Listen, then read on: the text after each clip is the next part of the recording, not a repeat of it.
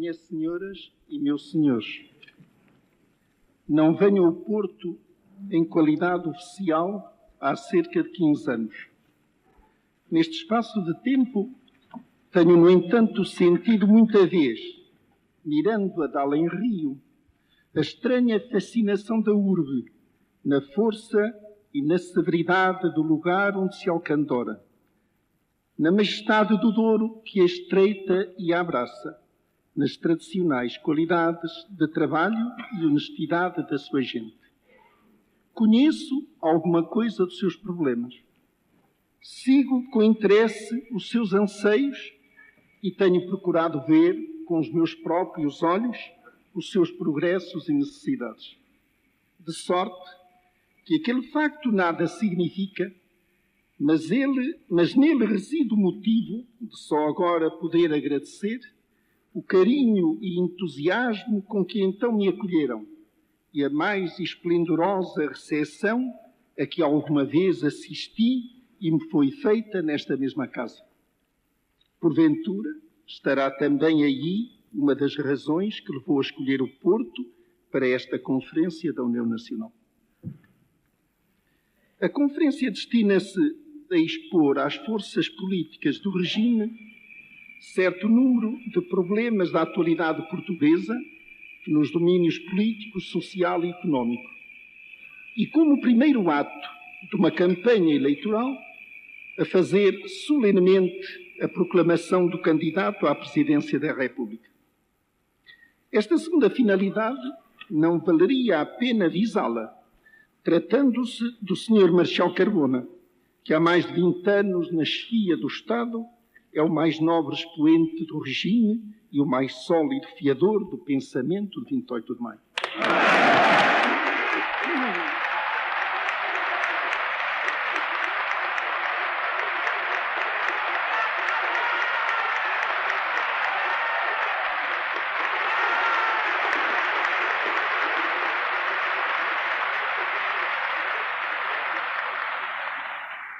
Ela não traduz mesmo fielmente a realidade, porque, de facto, a próxima eleição presidencial não se limita a escolher um dentre dois candidatos, mas, pela força das coisas, a escolher um dentre dois regimes. Por mais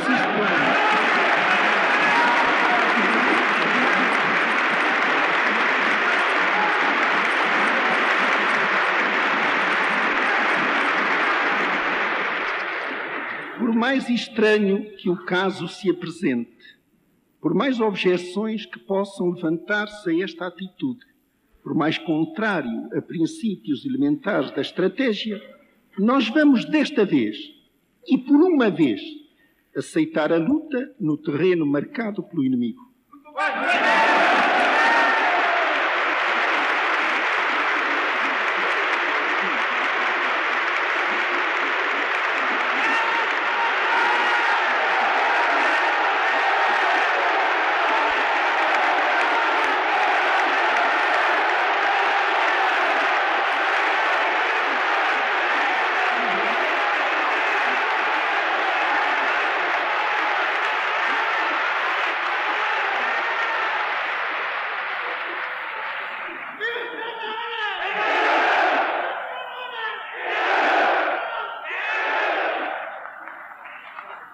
No debate, desvanecem-se necessariamente as figuras dos contendores, seja qual for o relevo dos seus méritos. Apenas sobressaem os princípios que representam. Em tão graves circunstâncias, não devia faltar com o meu depoimento. Posso eu fazê-lo sincero, honesto, desinteressado? Eu posso fazer um depoimento.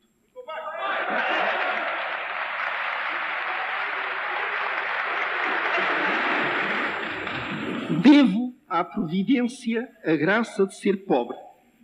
Sem bens que valham, por muito pouco estou preso à roda da fortuna. Nem falta me fizeram nunca lugares rendosos de riquezas, ostentações.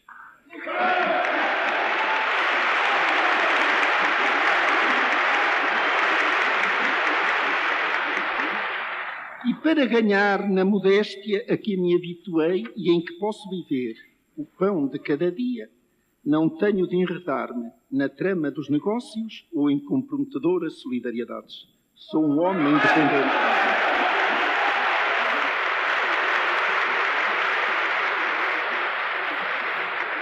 Nunca tive os olhos postos em clientelas políticas, nem procurei formar partido que me apoiasse, mas em paga do seu apoio me definisse a orientação e os limites da ação governativa. Nunca lisonjeei os homens ou as massas, diante de quem tanto se curvam no mundo de hoje, em subserviências que são uma hipocrisia ou uma abjeção.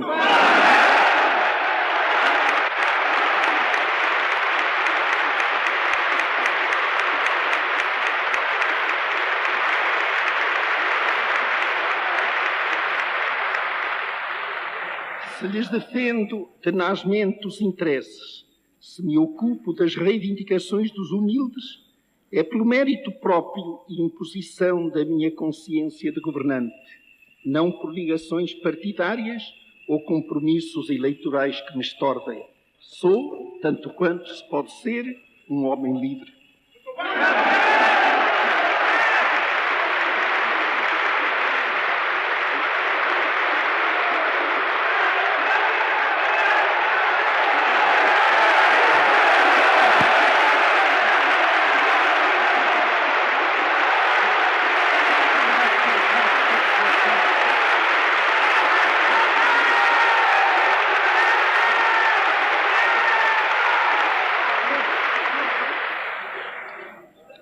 Jamais empreguei o insulto ou a agressão, de modo que homens dignos se considerassem impossibilitados de colaborar. No exame dos tristes períodos que nos antecederam, esforcei-me sempre por demonstrar como de pouco valiam as qualidades dos homens contra a força implacável dos erros que se viam obrigados a servir. E não é minha culpa se, passados 20 anos de uma experiência luminosa, eles próprios continuam a apresentar-se como inteiramente responsáveis do anterior descalabro, visto teimarem.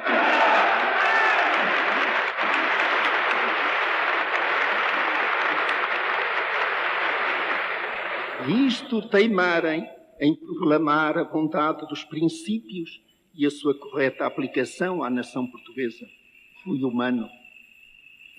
Penso ter ganho, graças a um trabalho sério, os meus graus académicos e o direito a desempenhar as minhas funções universitárias. Obrigado a perder o contacto com a ciência que cultivava, mas não com os métodos de trabalho, posso dizer que as reencontrei sob o ângulo da sua aplicação prática. E folheando menos os livros, esforcei-me em anos de estudo, de meditação, de ação intensa, por compreender melhor os homens e a vida. Pude esclarecer-me. Não tenho ambições. Não desejo subir mais alto. E entendo que no momento oportuno deve outrem vir ocupar o meu lugar para oferecer ao serviço da nação maior capacidade de trabalho, de rasgar novos horizontes,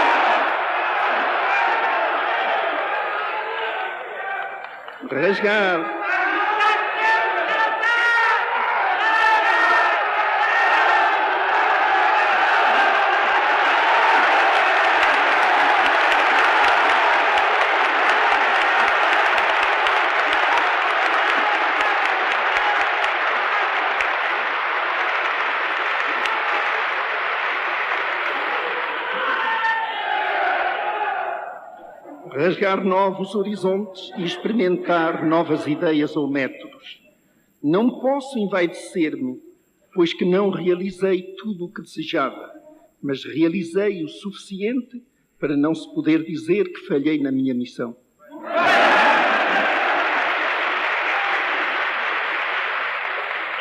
Não sinto, por isso, a amargura dos que merecido ou imerecidamente não viram coroados os seus esforços e maldizem dos homens e da sorte. Nem sequer me lembro de ter recebido ofensas que em desagravo me induzam a ser menos justo ou imparcial. Pelo contrário, Neste país onde tão ligeiramente se apreciam e depreciam os homens públicos, gozo do raro privilégio do respeito geral.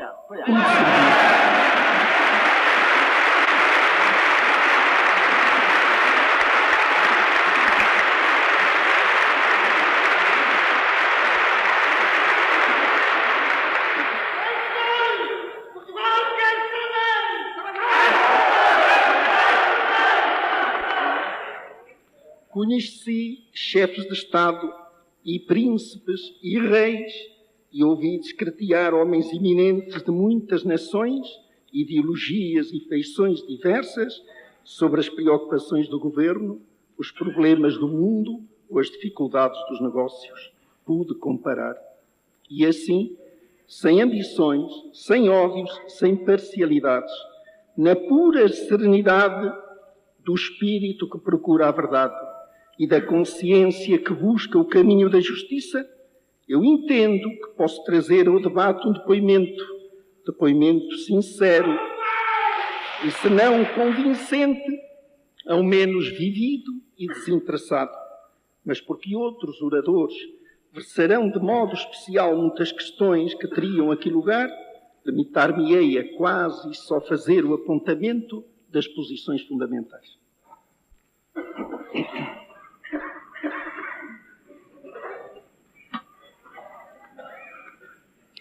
Falo só de Portugal e para portugueses. Pelo que a primeira realidade política a considerar neste debate é a nação e o que a nação representa para o regime. Questão talvez ociosa em tempos de unidade espiritual. Hoje, questão primacial sobre que do outro lado se não podem tomar com unanimidade as posições que temos afirmado sempre. Possivelmente, para alguns, associação transitória ou permanente de interesses materiais, a nação é para nós, sobretudo, uma entidade moral que se formou, através de séculos, pelo trabalho e solidariedade de sucessivas gerações, ligadas por afinidades de sangue e de espírito, e a que nada repugna crer esteja atribuída no plano providencial uma missão específica no conjunto humano. Só esse peso do sacrifício sem conta, da cooperação de esforços, da identidade de origem, só esse património coletivo, só essa comunhão espiritual, podem moralmente alicerçar o dever de servi-la e dar a vida por ela. Tudo pela nação, nada contra a nação, só é uma divisa política na medida em que não for aceito por todos. E de facto não é. O comunismo soviético, multiforme na sua identidade doutrinal, perfilha o nacionalismo na Ásia e o internacionalismo na Europa. Os vastos movimentos que no Extremo Oriente irrompem em altas labaredas podem atribuir-se a causas diversas e certamente as têm na sua eclosão, mas encontram na Rússia, por sistema, simpatia, auxílio, proteção. Se ali triunfa, não tardará muito que deite o fogo à África. No entanto, na Europa, a concepção orgânica russa em relação à sociedade internacional não vai por ora além da existência de uma suzerania tão absorvente que as autonomias nacionais, em teórica cooperação, desfalecem e com ela se vai sumindo no nivelamento geral o que as nações representavam de cultura, vida criadora e espírito próprio. As destruições morais do comunismo, mesmo no seio dos países que não domina, com a ideia capciosa de debelar as guerras e firmar a paz, ideia aceita por espíritos simplistas ou inteligências comprometidas, são já tão grandes que podem fazer vacilar o Ocidente. O comunismo faz a defesa, mais que a defesa, a apologia do antinacionalismo, mas incoerentemente subordina os interesses da comunidade nacional aos de uma soberania estrangeira que lhes é hostil. este doce país que é Portugal. Pequeno na Europa, grande e dilatado nos outros continentes. Como árvore que, alimentando-se da seiva lusitana, espalhasse longo ramos ações diferentes e à sua sombra abrigasse as populações mais diversas, todas igualmente portuguesas, este pequeno país não pode, no 9º século da sua história, duvidar da sua realidade de nação. Esta realidade em que englobamos a independência, a unidade orgânica e a missão civilizadora é um pressuposto ou ponto de partida e hoje a toda a discussão. E daqui este corolário. Quem não é patriota não pode ser considerado português.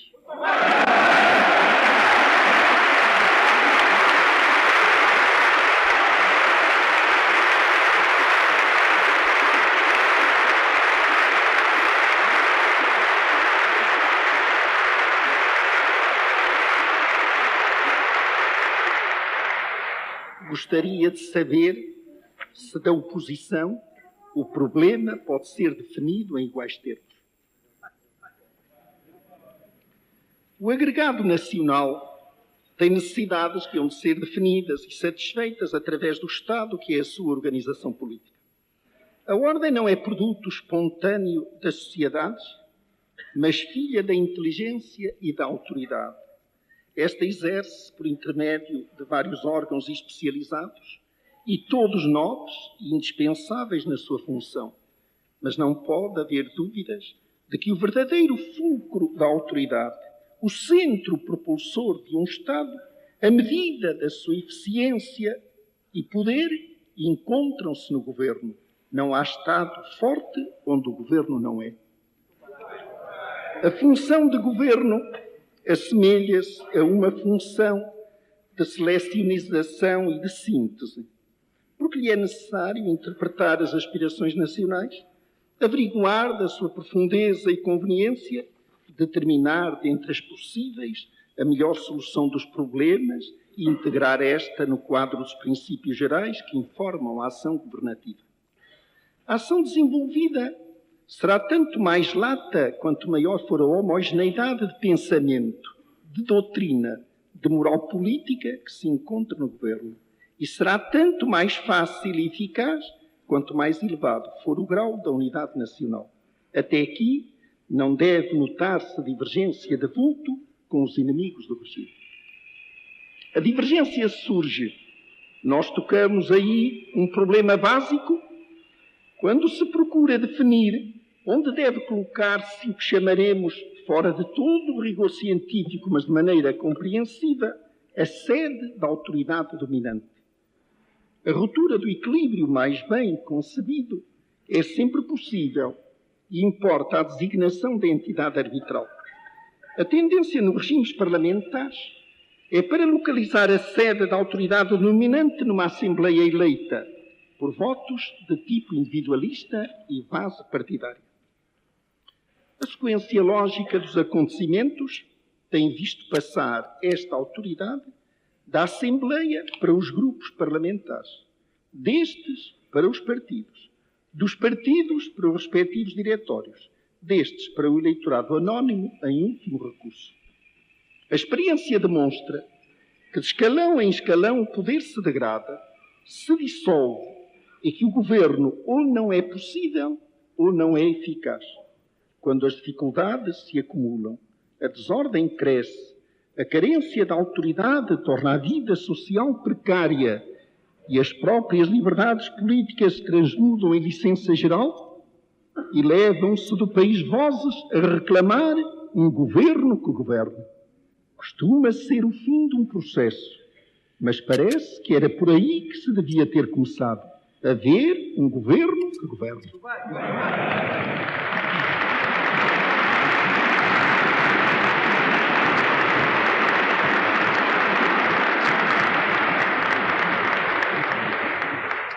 Quando nas legislaturas do período parlamentarista, monárquico e republicano, até 1926, se verifica terem sido dissolvidas 86% das assembleias políticas, umas vezes pela força, outras por ato do chefe do Estado, não pode crer-se nem que a instituição se revelasse sempre incapaz da função legislativa, nem que houvesse sempre intervenções abusivas ou atos de força condenáveis à luz do interesse nacional, mas que o sistema, ao proclamar o intento de pôr nas mãos do povo ou do eleitorado, pobre povo e pobre eleitorado, o governo da nação, condenava este à instabilidade, à agitação estéril, à inópia da autoridade. Por isso, o problema do governo é o problema central dos regimes políticos e um problema vital das nações. Vale a pena refletir mais uns instantes no assunto, examinando agora do aspecto partidário. Teoricamente, os partidos representam a agremiação de forças políticas que se constituirão à volta de sistemas de princípios doutrinários ou de conjuntos de interesses, quer materiais, quer morais, num e noutro caso, para efetivação no governo. Teoricamente ainda, o Dr. Mário de Figueiredo versará com a habitual profundeza este assunto, teoricamente ainda, os programas partidários subentendem-se como conjuntos de soluções para problemas concretos nacionais. Isto quer dizer, o partido é o serviço da nação. Sendo assim, conhecer-se-iam através da formação de partidos as correntes de ideias ou sentimentos que atravessam a alma da nação, a força das suas aspirações, a importância das suas necessidades. Isto é a teoria. Na prática, verifica-se o seguinte: em numerosos países, e em Portugal sem dúvida, a noção, o espírito, a finalidade dos partidos corromperam-se e as agremiações partidárias converteram-se em clientelas sucessiva ou conjuntamente alimentadas pelo tesouro. Findo o período romântico, ou até antes disso, que se segue às revoluções ditas liberais do começo do século XIX, e em que os debates parlamentares revelavam com erudição e eloquência preferência pelas grandes teses da filosofia política, a realização partidarista começou de envelhecer-se. Duvido se alguma vez representou o que se esperava. Desde os meados do século passado até 1926, em monarquia e em república, a vida partidária tem seus altos e baixos, mas deixa de corresponder aos interesses políticos e distancia-se cada vez mais do interesse nacional. A fusão ou desagregação de partidos, as combinações políticas, são fruto de conflitos e de paixões, compromissos entre fações concorrentes, mas nada tem a ver com o país e os seus problemas. Aqui e além, tenta-se regulamentar, moralizar, constitucionalizar a vida partidária. Tudo em balde. Um partido, vários partidos dispõem do poder, são governo, mas não se encontra, como poderia supor-se, relação concreta nem entre os atos de governo e os programas partidários, nem entre os programas e as exigências da nação. Nós chegámos aos últimos extremos na República Parlamentar, com 52 governos em menos de 16 anos de regime.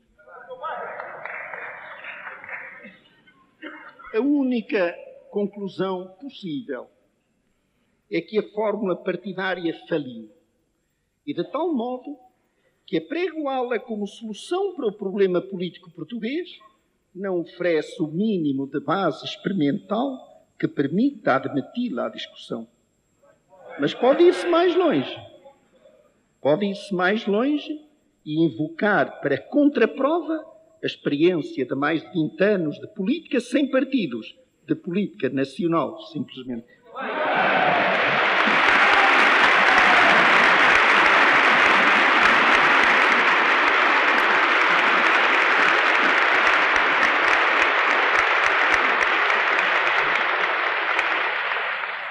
O espírito de partido corrompe ou desvirtua o poder. deforma a visão dos problemas de governo, sacrifica a ordem natural das soluções, sobrepõe-se a um interesse nacional, dificulta, se não impede completamente, a utilização dos valores nacionais para o bem comum. Este aspecto é, para mim, dos mais graves. Vejo na minha frente os mais variados, numerosos e intrincados problemas. O ritmo que a vida nacional atingiu nos últimos anos multiplica-os quase ao infinito. A transformação e a crise do mundo emprestam a muitas questões alto grau de acuidade e delicadeza. Todos não somos demais. Como pensar que bastariam alguns, quando a parte sã da nação, os seus maiores valores intelectuais e morais, já se verificou exuberantemente não estarem dispostos a imiscuir-se na balbúrdia partidária, e a ideia dos homens do partido é por si exclusiva dos restantes. Só por esse aspecto, a política de partidos seria contrária à unidade nacional. Mas já havia afirmado, mas já havia escrito, que é exatamente através da liberdade de organização partidária que melhor se garantirá essa unidade. Há, pois, diversas maneiras de ver as coisas. Duvido se há mais de uma de as ver bem.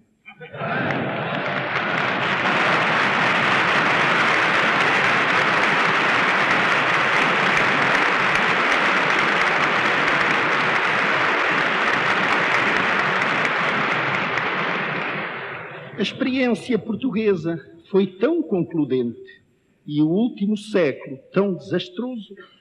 A nação habituou-se de tal modo a ser tratada como quem é e sem diferenciações partidárias. A evolução política fez-se em tal sentido que verdadeiramente não há que escolher senão entre organização e política nacional ou organização e política de um só partido. Uma pergunta inocente: e qual seria dentre os grupos da oposição? Estas realidades ilustram outro problema, o das liberdades, sobre que desejava também dizer duas palavras. As liberdades que mais interessam à vida política são a liberdade de imprensa, de reunião e de associação. Estão inscritas na Constituição em termos correntes, mas o seu exercício está sujeito a condicionamentos que, na prática, limitam o seu campo de utilização.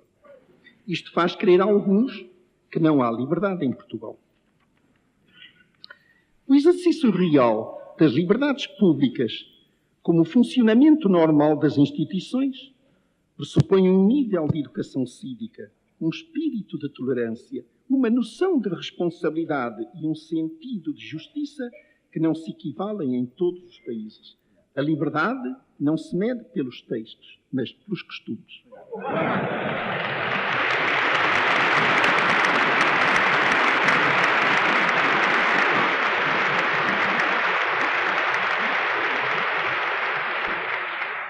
O sistema partidário vigente de 1910 a 1926 propunha-se, sem dúvida, conceder liberdade de associação. E à sombra dela e das leis vivia nesta mesma cidade a Associação Católica. Uma noite em que ali falei sobre o equívoco que então me parecia existir entre a democracia e a Igreja, juro que não pelo reflexo das minhas palavras, de modo algum incendiárias, mas pelo favor dos defensores da liberdade, não é verdade, Cerqueira Gomes? Esvaziaram estes de todo o recheio útil a sede da instituição. Salvo e indemne daquela prova, tive ocasião de admirar na rua com que zelo a polícia guardava as pernas das cadeiras.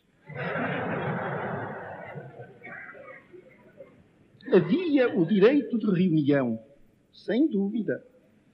Mas ao iniciar-se um comício no claustro da Sé Nova de Coimbra, para levar ao governo respeitoso protesto contra a secularização de São João de Almedina, mal o primeiro orador dissera algumas palavras, não é verdade, Nosolini?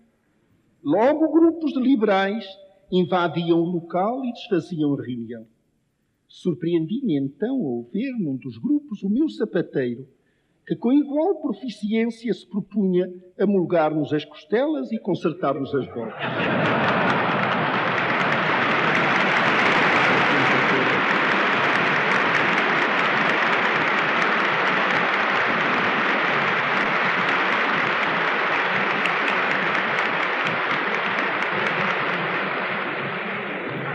Havia liberdade de imprensa, havia mesmo a excelente liberdade de enxovalhar os poderes públicos, injuriar os homens do governo e denegrir a honra da nação.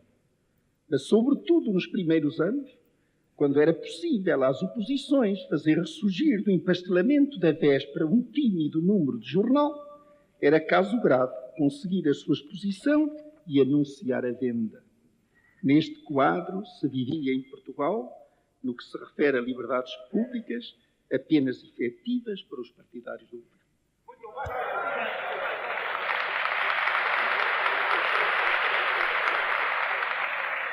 As limitações atuais às liberdades enunciadas acima provêm de duas fontes consagradas pelas leis ou pela interpretação corrente.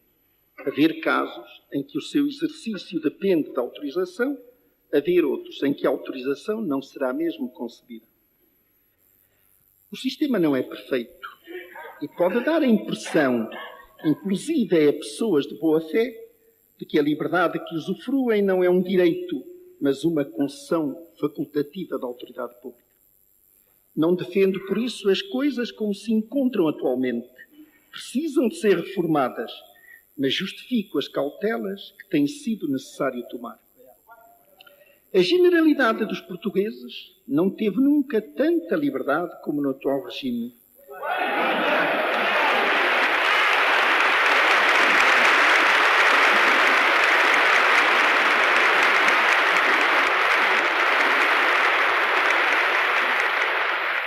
Porque, nos limites em que se concede, é igual para todos e efetivamente garantida. Assim se compreende que a vida associativa se tenha multiplicado e intensificado e que não se verifiquem entraves visíveis à vida corrente dos portugueses. Simplesmente, a associação para a política partidária, as reuniões para a política partidária, a imprensa para a política partidária sofrem limitações, coerentemente com a pretensão de curar do partidarismo doentio que a degradava a sociedade portuguesa.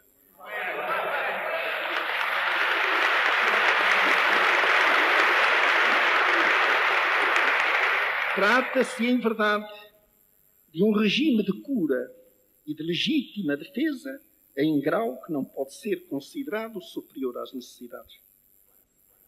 É natural que alguns homens educados para a luta puramente política, as especulações demagógicas, as exaltações emocionais das massas populares e, por esse motivo, propensos a reduzir a vida da nação à agitação própria e das forças partidárias que lhes restam, não tenham revelado compreensão nem dado mostras de adaptar-se. Mas a nação que faz livremente a vida que quer, a nação viva e real, essa, comparando passado e presente, olha com certa desconfiança o zelo destes apóstolos da liberdade.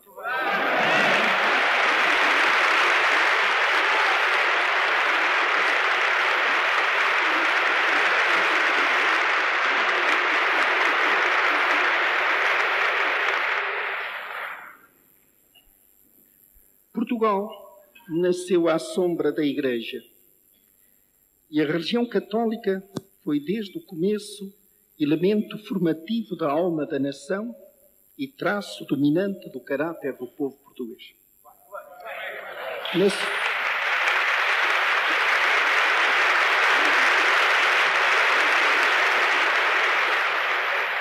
Nas suas andanças pelo mundo, a descobrir, a mercadejar, a propagar a fé, impôs-se sem hesitações a conclusão: português, logo católico.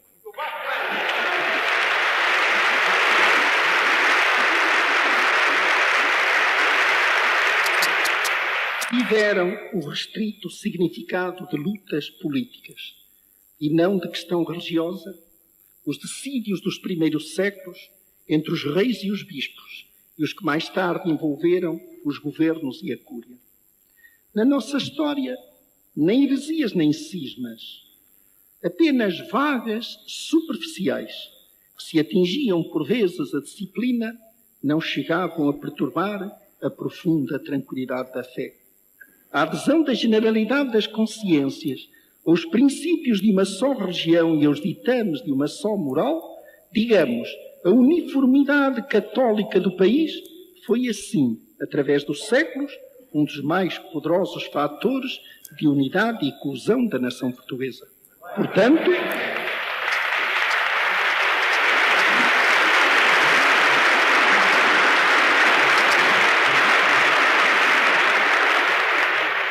Portanto, fator político da maior transcendência, e por esse lado nos interessa.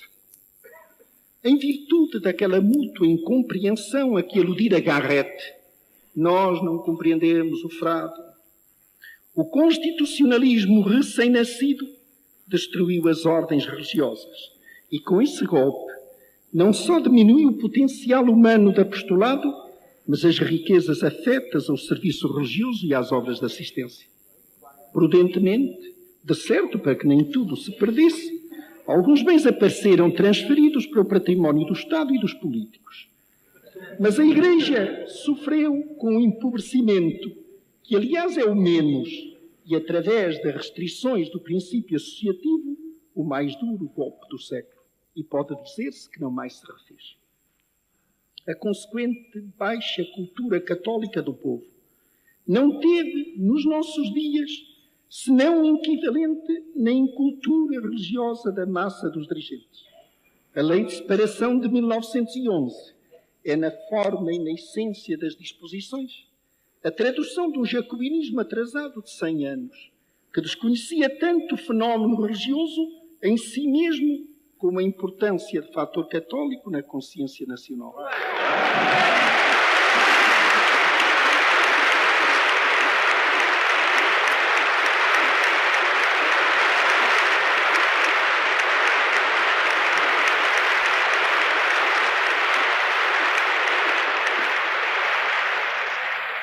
A mesma possibilidade da existência das missões católicas no ultramar, que mais tarde se admitiu, foi pelo seu cunho de transigência e pela inópia de meios a confirmação de que era adversa à finalidade geral.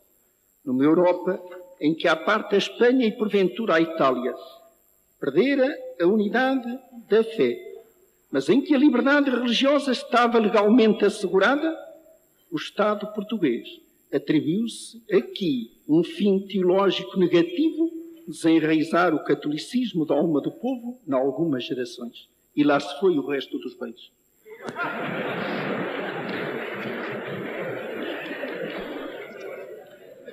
Neste montão de escombros materiais e morais, a Concordata de 1940 deve ser considerada, no domínio religioso, como a reparação possível das expoliações passadas e a garantia da liberdade necessária à vida e disciplina da Igreja, ao exercício do culto e à expansão da fé.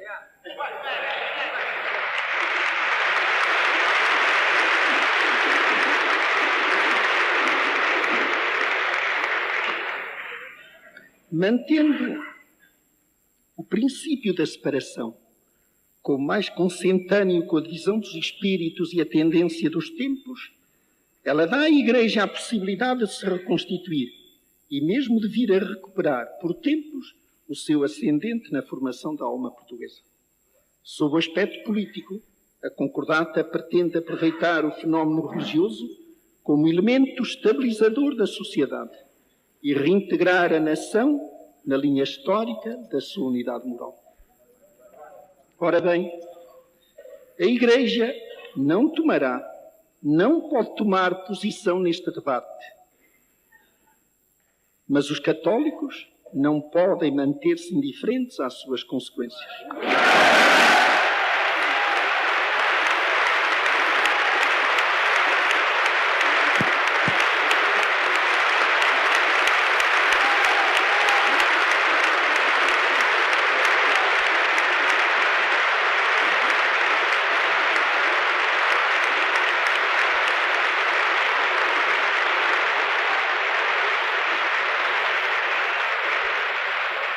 Não vi ainda nada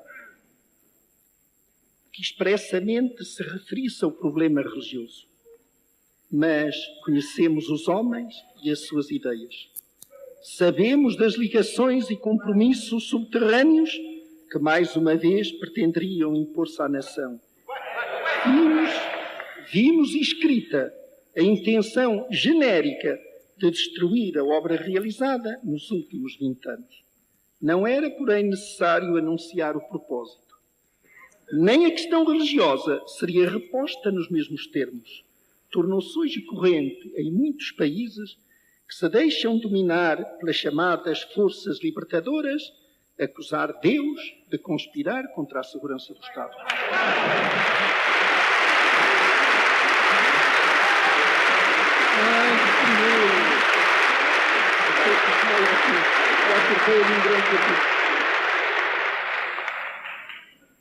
Como as outras nações, Portugal não vive isolado no mundo. Tampouco poderia lograr. As relações que mantém, a colaboração que presta, os apoios de que dispõe, derivam em parte da sua índole e do conceito da vida internacional, e no mais, da extensão e natureza dos interesses a defender como agregado político autónomo. Os interesses mesmos de ordem moral, sobretudo para as pequenas potências, circunscrevem-se ou definem-se num espaço determinado. E isto quer dizer que se a política internacional se prende, por um lado, às exigências da civilização, é, por outro, determinada por fatores geográficos dominantes. Eu não suponho que entre o regime atual e o que passou e se desejaria fazer reviver agora, haja, no que respeita aos princípios morais da ordem internacional, grandes diferenças. Todos nos declararemos amigos da paz, prontos à colaboração entre as nações, sem dependência de regimes ou de ideologias, dispostos a fazer decidir, por meio da arbitragem, os litígios internacionais. Em princípio, está certo. Mas as aplicações práticas, a solução dos problemas concretos, pode variar ao infinito e arrastar as mais graves consequências. Vou referir-me apenas a um ponto: a admissão nas Nações Unidas e as relações com a Rússia. A oposição dá às duas questões sentido e alcance interno, e nada está mais longe da realidade dos factos, nada se concebe mais contrário aos interesses da nação portuguesa.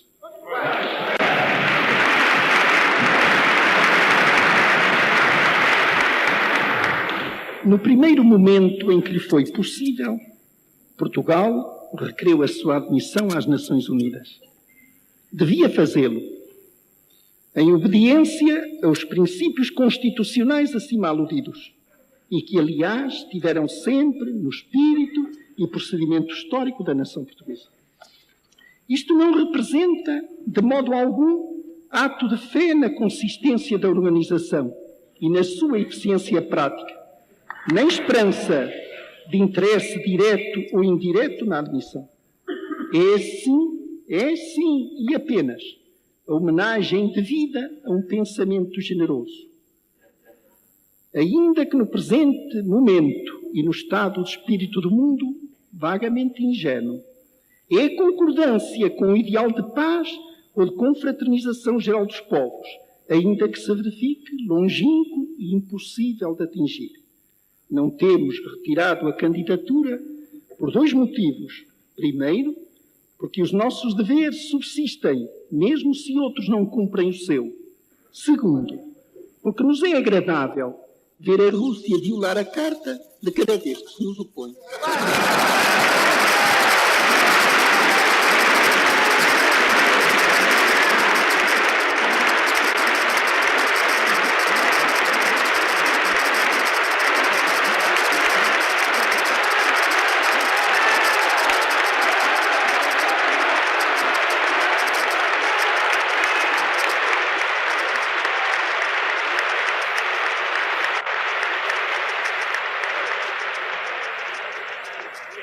No meu modesto modo de ver, as nações iniciadoras do pacto cometeram o erro, talvez inevitável, mas previsível depois da experiência da Sociedade das Nações, de considerar as Nações Unidas o fulcro de toda a vida de relação mundial e órgão supremo da política internacional, sem poderem assegurar-lhe a necessária universalidade e meios práticos da ação.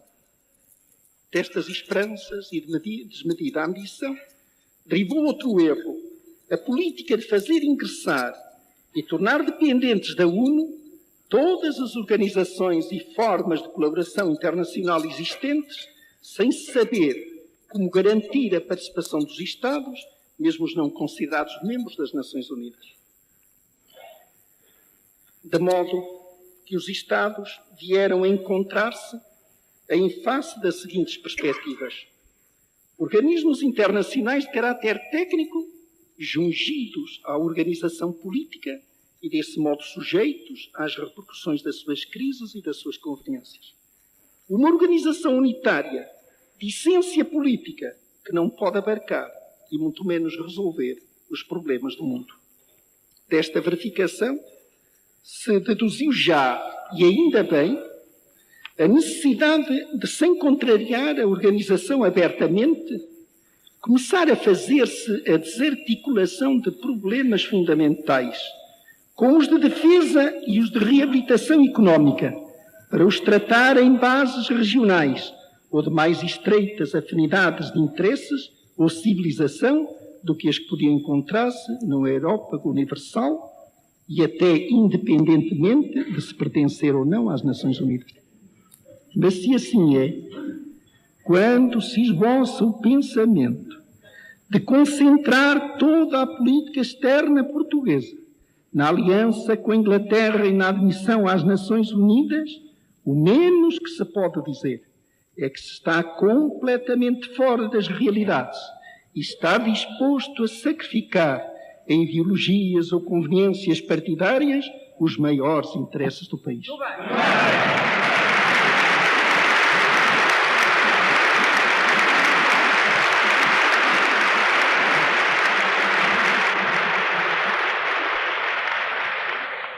É, por outro lado, ilusório pensar que podem ter resultado útil os esforços empregados por alguns inimigos do regime, no sentido de criar condições internas que permitam a admissão de Portugal nas Nações Unidas, mesmo porque, além do mais, o problema não é esse. Nós temos sido sucessivamente, para os representantes russos, o país que se desconhece, por não haver relações diplomáticas com ele, o país fascista e, por fim, a nação semifascista que ajudou a Espanha no seu movimento libertador. Mas quando o Tribunal de Justiça Internacional decidiu não poder fundamentar-se a exclusão de qualquer país, senão em razões constantes da Carta, os delegados russos foram então inteiramente francos. O veto é um instrumento político e como tal o usamos. Tudo existe. De modo que ressuscitar a Constituição de 1911 com o seu partidarismo tumultuante, restabelecer mesmo relações diplomáticas com a Rússia, tudo é para aquele efeito inoperante. A questão é outra. Fazer ou não fazer o jogo russo para a destruição da Europa e sovietização do mundo, trair ou não trair na arrumação das forças os interesses da civilização ocidental.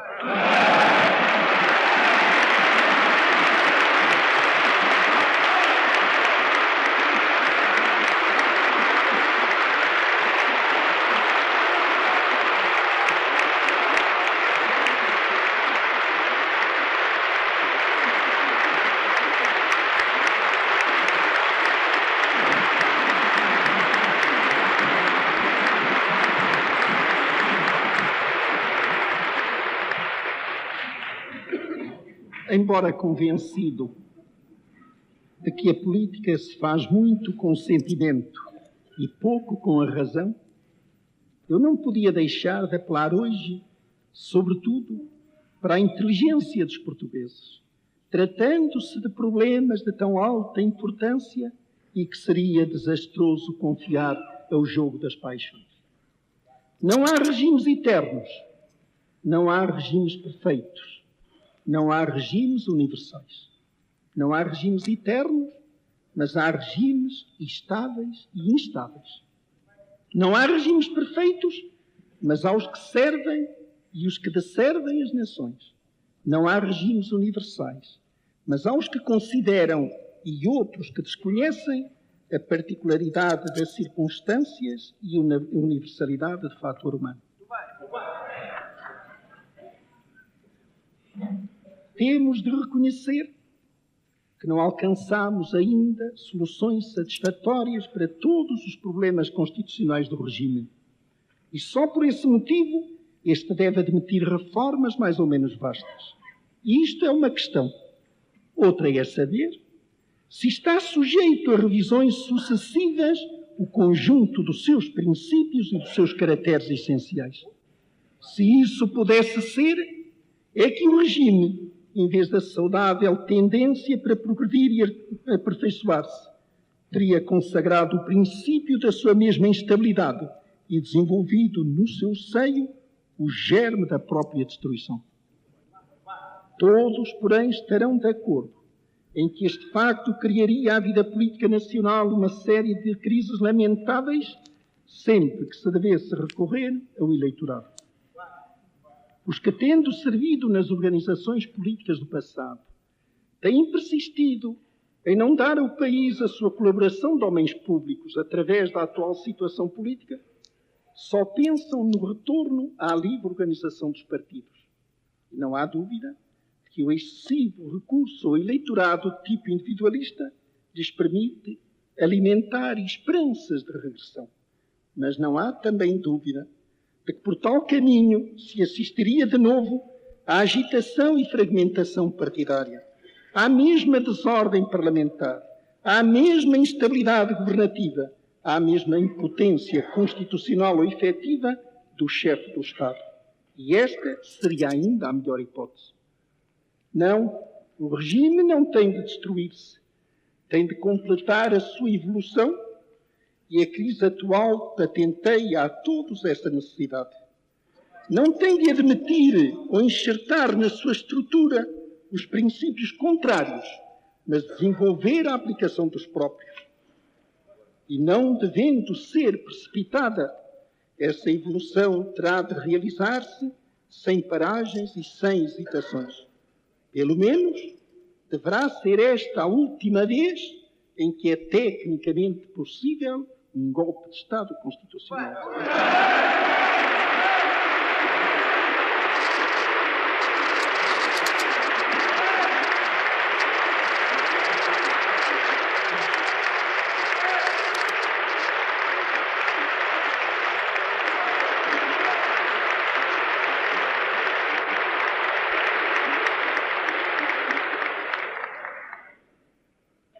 Sinto que me alonguei demasiadamente e vou terminar. Gostaria de ter-me ocupado de questões de outra ordem. E muitas havia da maior importância para a vida e o futuro da nação. Mas vi-me obrigado a dar a primazia a problemas de filosofia e organização política, por ser evidente que nas circunstâncias presentes relevam a todos os outros. De facto, a sua solução, em certo sentido, condiciona a possibilidade de solução dos restantes, ou pelo menos não pode, independentemente dela, esperar-se sejam salvaguardadas a vida, a ordem, a prosperidade futura da nação. A oposição vai fazer a sua campanha eleitoral. Pregar, nos termos mais pacíficos, já se vê, a sua guerra civil. Suponho que pouco dirá de questões concretas e instantes da nação, porque não lhe permitem a heterogeneidade dos seus elementos constitutivos, as divergências ideológicas e o cuidado de não pôr a descoberto o apoio dos comunistas.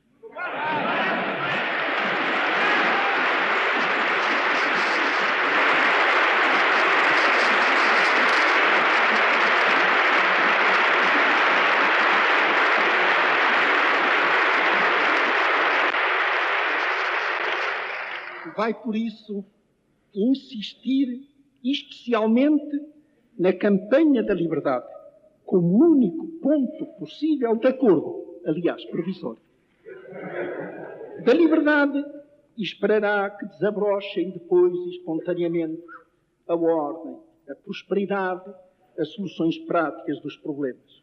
Sendo assim, revelará que está ultrapassada pelas ideias e realidades do nosso tempo e pertence, sombras vagas e errantes, a um passado que não pode ressuscitar.